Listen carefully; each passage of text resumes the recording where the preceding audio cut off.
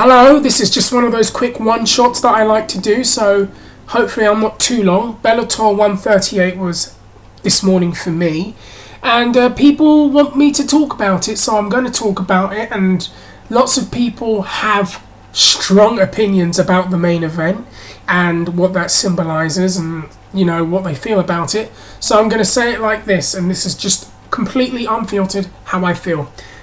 Ken Shamrock versus Kimbo Slice was a special attraction gimmick fight to kind of grab a casual audience's attention. Enough of the casual MMA audience know who Ken is. Enough of the casual audience know who Kimbo Slice is. That's pretty much why it was done. Cash grab, publicity, to kind of, you know, just get some attention on Bellator. And what they did do is they had an undercard with fighters underneath that to kind of benefit from the publicity, like Pitbull, who now is probably going to get people talking because of the second round knockout that he gave. Daniel Strauss fought on that card. Michael Chandler fought on that card. And that is probably good for them. And if you're smart and you're intelligent and you understand that this is a spectator sport, as an up-and-coming fighter, if you were in Bellator, you would probably want to fight on that card just to get the audience that were there for them onto you and now talking about you with an impressive performance. So lots of people had things to say about it. Now, if you want me to talk about the fight itself, Kimbo versus Ken, it's pretty simple. Ken Shamrock has not been a prime fighter since, 97 realistically, when he was one of the top guys before he went to WWF. I think the last great Ken Shamrock performance, that being said, was against Don Fry in 2002 in one of my personal favourite fights to watch. I thought it was a great war, great drama to it, where he got him in the heel hook towards the end and Don refused to tap out.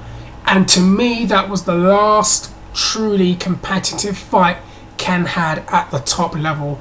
And after that, it's just been this do. You'll get one little moment of glory and then it will just go right back down again. And for years and years and years, fans have urged this man to retire, to hang it up. He has so much to offer MMA in other roles, as a spokesperson, as a trainer, as a coach. You know, his relationship with the UFC has improved from what I understand. He could do a lot of their blogs. Sorry, someone just sneezed outside. He could do a lot of blogs for them. He could do a lot of signings, conventions. He could do a lot of those things, in my opinion. And especially with this UFC Fight Pass, which is the UFC version of the WWE Network, you could kind of do an equivalent of a Legends Roundtable discussion with Ken. I think that he has a lot to offer there. And I don't really want to see him fight anymore. And I feel like every time he comes back to fight, it's the same. Well, I wasn't training very smart. I wasn't taking care of my body. I've brought it back to the basics. I've brought in some new things. I'm in the best shape I've ever been in. I'm still in the top level. And then you see the results of that, or the fruits of the labour of that. And it's a first round knockout, or he gets injured halfway through the fight. It doesn't look good in terms of competition. He looked old against a fighter who is not particularly well-rounded and particularly great, you know, in Kimbo Slice. And I actually don't dislike Kimbo Slice, but I said to myself, if Ken's going to win, he's got to hold on to a single and hold on for dear life. And he almost did that. He charged right in, went for some underhooks, tried to, you know, he actually got him down at one point. He was able to get his back at one point. He looked like he was trying to apply a choke, but he just couldn't get the choke.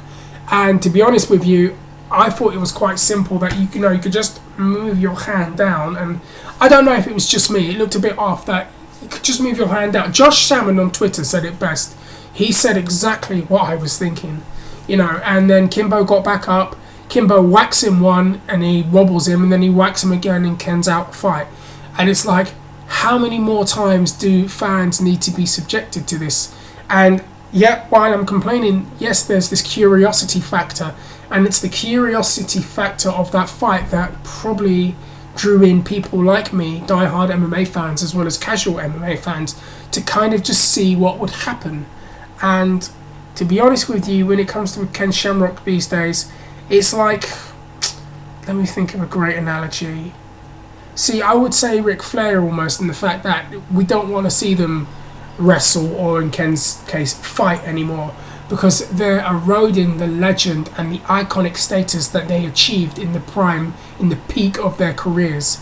And every time you see Ken going out there, he just completely bastardizes his legacy, in my opinion. And another thought I had is, at 51, if you're looking like that, okay, I'm suspicious. Let's just say that. And Ken has admitted to using steroids before.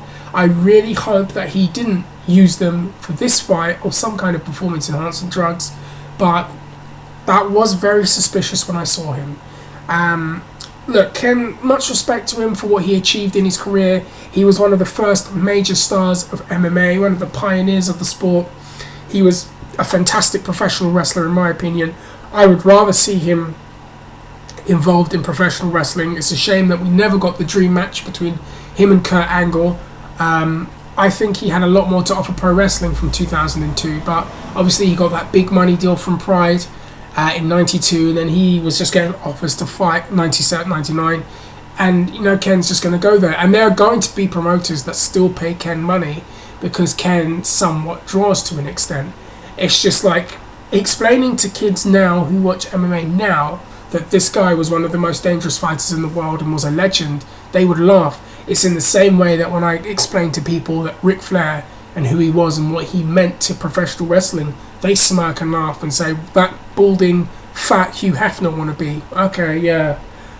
That's where we're going at this point. And to be honest with you, it also tells me, and it symbolises to me, and if you paid attention to the show, you would have noticed Herschel Walker there. And I don't think Herschel was there just to watch the fights. Herschel Walker, in my opinion, of what I understand, is talking about fighting again.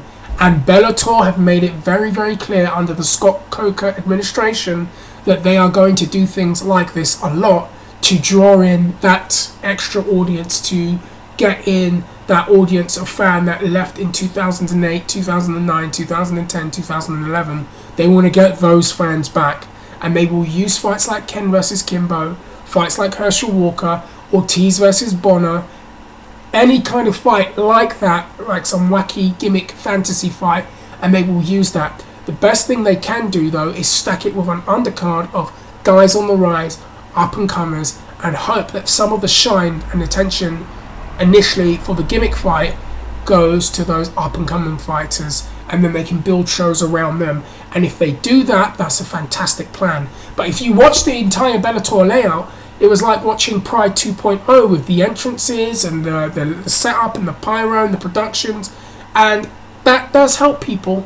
It does work. I know it sounds weird and it sounds shallow, but things like that do actually get your attention.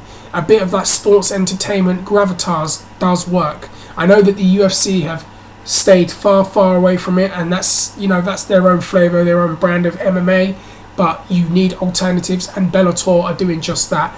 I would probably say that Bellator, is Pride 2.0, very influenced by Japan and by professional wrestling too.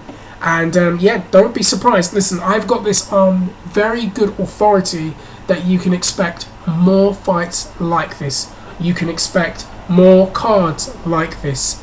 And if that's the case, and they make a little bit of money, then it's good for them, and hopefully they can build some new stars on top of that as well. Those are my thoughts. That's how I feel. It was quite hilarious when Kimbo shout, "I've evolved." And my friend who watched it with me this morning said, "Evolved from what?" Because Ken, I don't even want to finish the sentence that the person said. But this is how it's going to be. To put it this way, I am not surprised that CM Punk signed with the UFC, because if the UFC didn't get him, then I reckon Bellator would have gotten him. On Spike TV, with the projects they would have done, Bellator would have snapped him up. And I think that the UFC know that too. So it doesn't surprise me, and that's just how I feel about that. Anyways, that's a quick little rant while I have my lemon water. Guys, this is me. I'm done. Let me know how you feel about this new Bellator 2.0, Pride 2.0. How you feel about that. Is this a promotion that not so much can compete with the UFC, but just exist as its own entity and be successful? What did you think of the Ken Shamrock and Kimbo Slice fight? What did you think of the other fights on the undercard? What did you think of Pitbull's knockout? What do you think of this entire new layout? I am out of here. Guys, quick mini webisode. Guys, take care, peace, and I am out of here.